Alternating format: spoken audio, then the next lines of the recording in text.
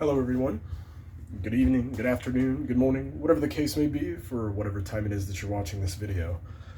Um, if you read the title and you looked at the thumbnail, you know that I purchased a turntable, and you also know that, well, things went wrong.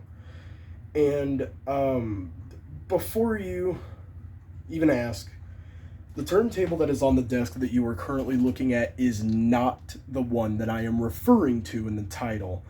As a matter of fact, the only reason why I have the camera aimed at this one is because I kind of want to give you all a little bit of context as to why this situation came to be and where I tend to go with it. So I'm going to power this on, as a matter of fact, real fast here.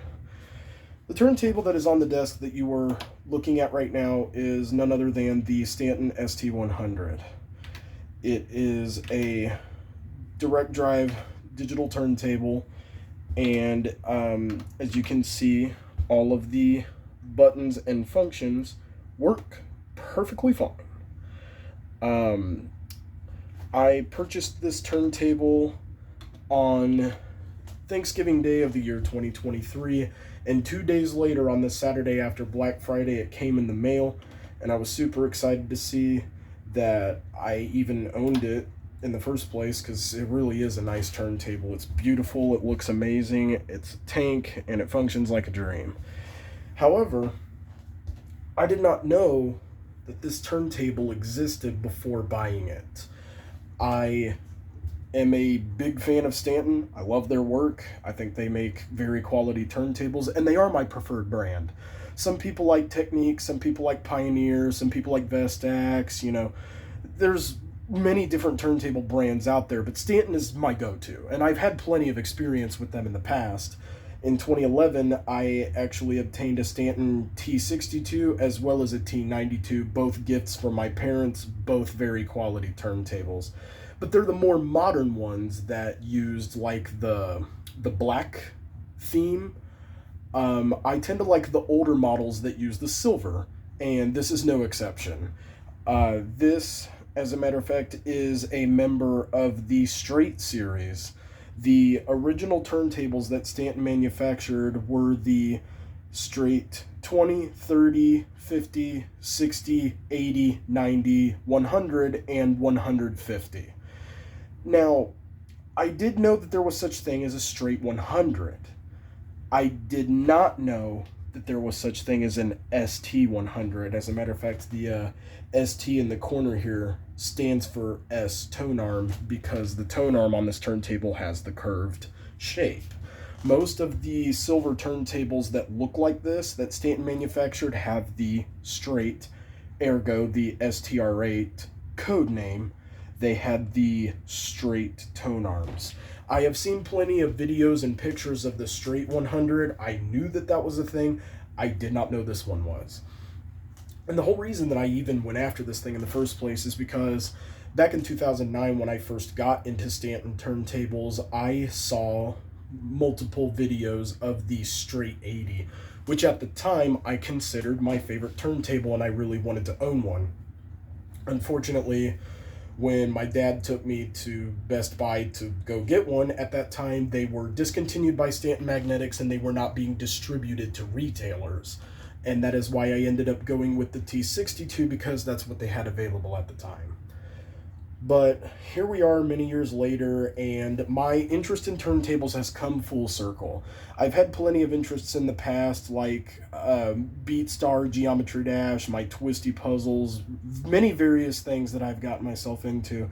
But I have found myself in a place where I am in a turntable phase once again, and I decided to bust out the T62 and T92, and I listened to a few records on them, and I thought to myself, I want to go back in time and retrieve a very wonderful, happy memory of mine that I cherish very much, and I want to obtain a straight 80. So I went to eBay and I went to look for straight 80 turntables to see how much people were wanting for them, what the condition of them looked like, all the things that you look for when you're shopping on eBay.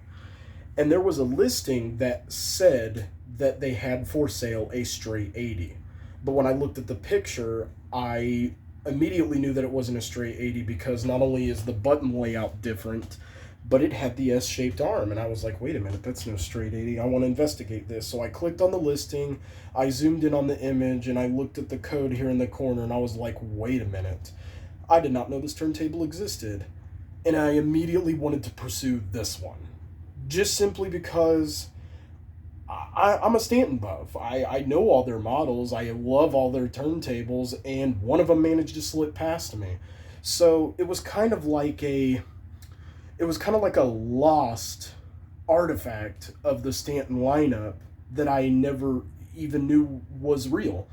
And because I found one and they wanted a really good bargain for it, I thought, you know what? I'm going to go after this one and see how it is. And I have zero regrets. I have reason to believe that the reason why they sold it for such a low price was because it was missing a lot of items. You know, there wasn't a power adapter, there wasn't an RCA cable, it was missing a counterweight, and it was missing a stylus. I fortunately was able to acquire all the parts I need to get this thing up and running, and it functions like a dream. I absolutely love this thing. I use it quite often. Sometimes I even use it more than my phone, and that doesn't happen a lot. So I am happy to say that the Stanton ST100 was a big success, and I have nothing but great things to say about it. But then I was immediately reminded of another Stanton turntable that I really wanted the first time I saw it. I'd say circa 2011 was the year that I discovered the Stanton ST150. And I fell in love with that turntable. That was love at first sight. From the moment I first saw it, I really wanted one, and it's been kind of like a dream device of mine. It's like a bucket list turntable that I have had my eye on ever since I first saw it. And because I had such a success with the 100, I thought, why not try to get the 150? And sure enough, I was very lucky enough to find a Stanton ST150 for sale that was the traditional one that looked similar to this before they started making the more modern ones that were like black and gray and navy blue and stuff like that. I did manage to get my hands on an ST150. Let's go ahead and slide over here. I apologize that this is kind of clunky and sloppy. I never really script my videos or anything like that, so I'm just doing this all in one take. But now that we're over here, and now that you guys know that I have an ST150, and you read the title, you saw the thumbnail, you know what's about to happen. You know where I'm going with this. I'm not going to delay any further. Under this pink towel is my ST150. And here it is in all its glory. Let me go ahead and power this thing on here. This turntable is a work of art. It is a tank. It is a marvelous piece of DJ equipment, and for years I have been yearning to own one.